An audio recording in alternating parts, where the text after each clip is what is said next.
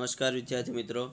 Sardar Patel educational institute संचालित Shrimati MS Lakhani कन्या विद्यालय में हूँ वाजा चेतन दरेक विद्यार्थीओનું स्वागत करूँ छूँ।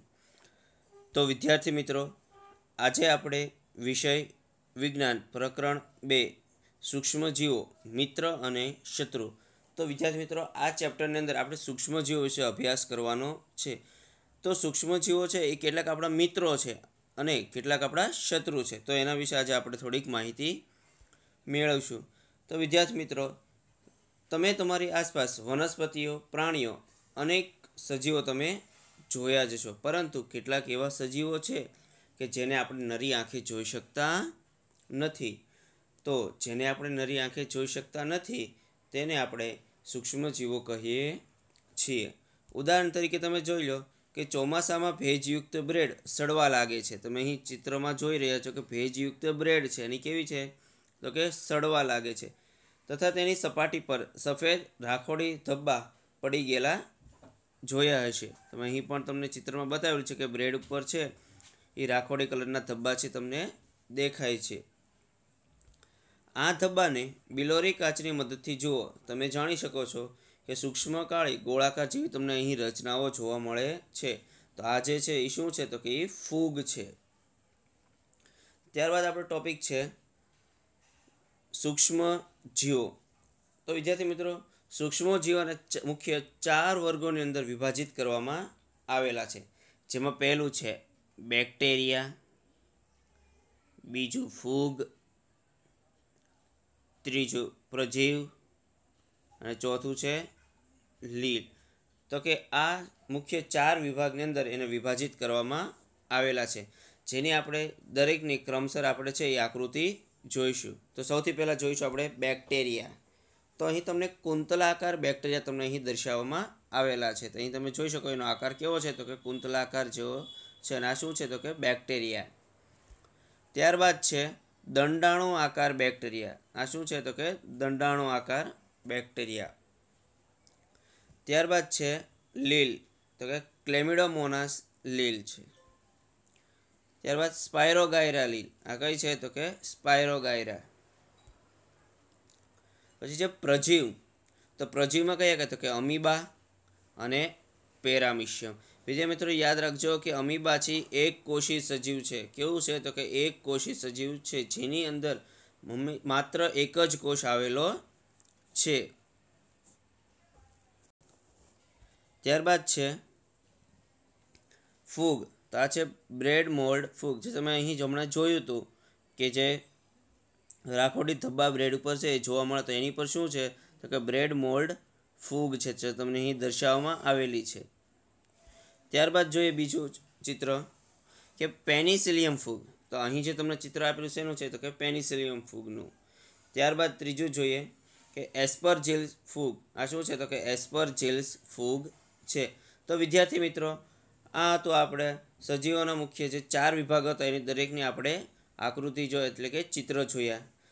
ત્યારબાદ જોઈએ કે વાયરસ પણ સૂક્ષ્મદર્શીય હોય છે। વાયરસ કેવું છે તો કે સૂક્ષ્મદર્શીય હોય છે, પરંતુ તે અન્ય સૂક્ષ્મજીવો કરતાં ભિન્ન હોય છે। તે માત્ર યજમાન કોષમાં જ વિભાજન પામે છે, અર્થાત બેક્ટેરિયા, વનસ્પતિ અથવા પ્રાણીઓમાં જ વિભાજન પામે છે। તો અહીં કેટલાક વાયરસથી થતા રોગ છે એ તમને અહીં દેખાડવામાં આવે છે। જે કેટલાક સામાન્ય રોગો જેવા કે શરદી, ઇન્ફ્લુએન્ઝા અને ઉધરસ વગેરે વાયરસ દ્વારા થાય છે। કેટલાક વિશેષ રોગો જેવા કે પોલિયો તેમજ અછબડા જેવા રોગો પણ વાયરસ દ્વારા થાય છે। તો કે આજે પોલિયો અને અછબડા છે કેવા છે તો કે વિશેષ રોગો છે। ઝાડા અને મેલેરિયા જેવા રોગો પ્રજીવથી થાય છે, જ્યારે ટાઇફોઇડ અને ક્ષય, જેને આપણે ટીબી અથવા તો ટ્યુબરક્યુલોસિસ વડે દર્શાવવામાં આવેલું છે। તમે ટીબી કહો, ક્ષય કહો અથવા તો ટ્યુબરક્યુલોસિસ કહો, એ એક જ છે, જે છે બેક્ટેરિયા દ્વારા થાય છે। તો વિદ્યાર્થી મિત્રો, તમને મેં અહીં એક કોષ્ટક આપેલું છે કે જે વાયરસ, પ્રજીવ અને બેક્ટેરિયા દ્વારા છે જે રોગ થાય છે એનું મેં આખું કોષ્ટક આપેલું છે। એ તમે તમારી નોટબુકની અંદર લખી લેવાનું છે। તો ચલો લખી લ્યો।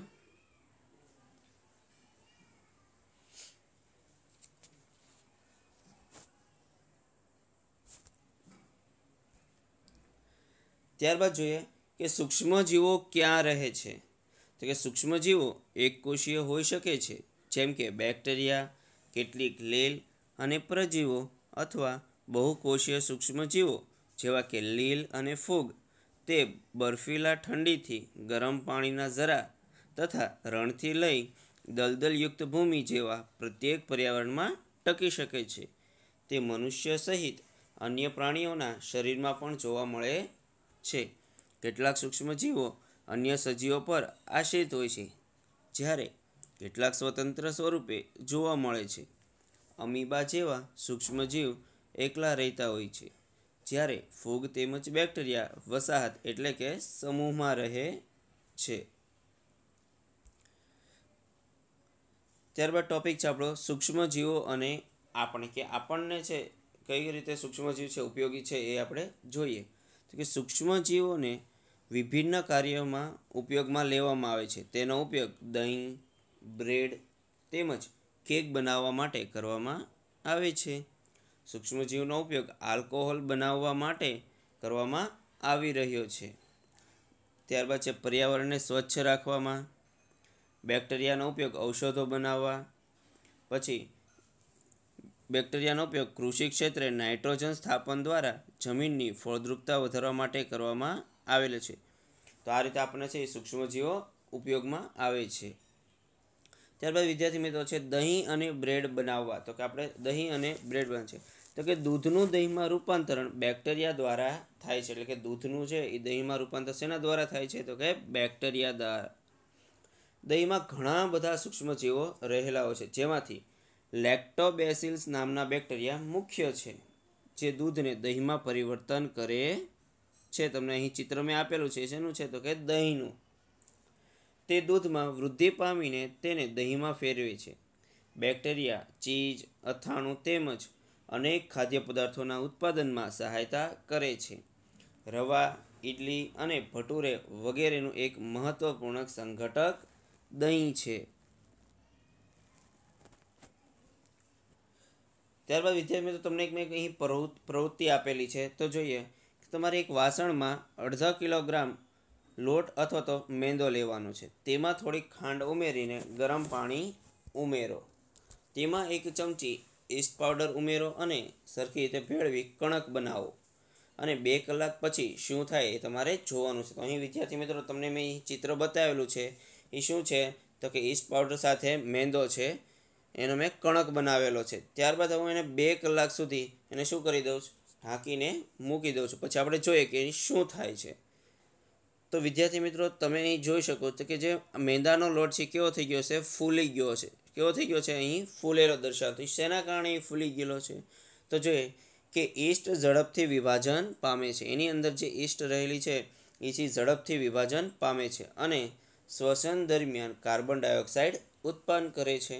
ગેસના પરપોટા બાંધેલા મેંદાના લોટનું કદ વધારી દે છે. એટલા માટે જે લોટ છે શું થાય છે? ફૂલી જાય છે. બ્રેડ, પેસ્ટ્રીઝ અને કેક બનાવવા માટે બેકિંગ ઉદ્યોગમાં ઈસ્ટનો ઉપયોગ આધારભૂત છે. તો આ પ્રવૃત્તિ તમારે ઘરે છે એ જાતે કરવાની છે. ત્યારબાદ જોઈએ આપણે તો સૂક્ષ્મજીવોનો વ્યાપારિક ઉપયોગ, કે સૂક્ષ્મજીવો છે એનો વ્યાપારિક કઈ રીતે ઉપયોગ થાય છે. તો અહીં જોઈએ કે આલ્કોહોલ, દારૂ તેમજ એસિટિક એસિડ એટલે કે વિનેગરના ઉત્પાદનમાં. એસિટિક એસિડ એટલે શું? તો કે વિનેગર. ત્યારબાદ છે જવ, દહીં, ચોખા તથા કચરેલા ફળોના રસમાં રહેલ પ્રાકૃતિક શર્કરામાં ઈસ્ટને ઉમેરીને આલ્કોહોલ એટલે કે દારૂનું ઉત્પાદન કરવામાં આવે છે. તો આ રીતે સૂક્ષ્મજીવો છે એનો વ્યાપારિક ઉદ્યોગોની અંદર પણ એનો ખૂબ જ ઉપયોગ થાય છે. ત્યારબાદ જોઈએ કે શર્કરાનું આલ્કોહોલમાં રૂપાંતરણ થવાની પ્રક્રિયાને આથવણ કહે છે. વિદ્યાર્થી મિત્રો ખાસ ધ્યાન રાખજો, આ ડેફિનેશન છે ઘણી વખત એક્ઝામમાં પૂછાઈ જાય છે કે આથવણ કોને કહે? તો કે શર્કરાનું આલ્કોહોલમાં રૂપાંતરણ થવાની પ્રક્રિયાને આથવણ કહે છે. આથવણની શોધ ઈસવીસન 1857માં લુઈ પાશ્ચરે કરી હતી. એટલે કે લુઈ પાશ્ચર નામનો જે વૈજ્ઞાનિક છે એમણે છે આથવણની શોધ કરી હતી. તો આ તો આપણું જે વ્યાપારિક રીતે સૂક્ષ્મજીવોનો કઈ રીતે ઉપયોગ થાય એ આપણે જોયું. ત્યારબાદ જોઈએ કે સૂક્ષ્મજીવોનો ઔષધીય ઉપયોગ. હવે આપણને સૂક્ષ્મજીવો છે એ ઔષધીય રીતે પણ ઉપયોગી ઘણી રીતે થાય છે. કે વિદ્યાર્થી મિત્રો, તમે ઘણી વખત બીમાર પડો છો ત્યારે ડૉક્ટર તમને પેનિસિલિનનું ઇન્જેક્શન આપે છે અથવા તો કોઈ અન્ય એન્ટીબાયોટિક્સની ગોળી અથવા તો કેપ્સ્યુલ આપે છે. જે ઔષધોનો સ્ત્રોત મુખ્ય છે એ સૂક્ષ્મજીવો છે. તે બીમારી પેદા કરનારા સૂક્ષ્મજીવોને નષ્ટ કરે છે અથવા તો તેની વૃદ્ધિ અટકાવે છે. આ પ્રકારના ઔષધોને એન્ટીબાયોટિક્સ કહે છે. ઘણી વખત તમે બીમાર હો છો ત્યારે તમને ડૉક્ટર છે ઇન્જેક્શન આપતા હોય છે, બરાબર, અથવા તો કોઈ કેપ્સ્યુલ કે કોઈ ગોળી આપતા, તો એ શું હોય છે તો કે એ એન્ટીબાયોટિક્સ હોય છે. આ ડેફિનેશન પણ ખૂબ જ યાદ રાખવી જરૂરી છે.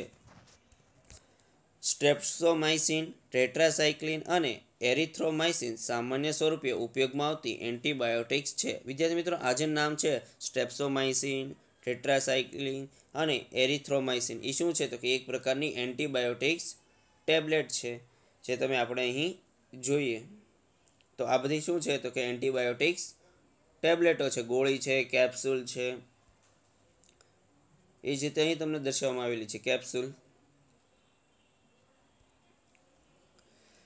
પાલતુ પ્રાણીઓ તેમજ મરઘામાં સૂક્ષ્મજીવોનું સંક્રમણ રોકવા માટે પણ તેમના આહારમાં એન્ટીબાયોટિક્સ ભેળવવામાં આવે છે, જેનો ઉપયોગ પશુઓમાં સૂક્ષ્મજીવોનું સંક્રમણ રોકવાનો છે.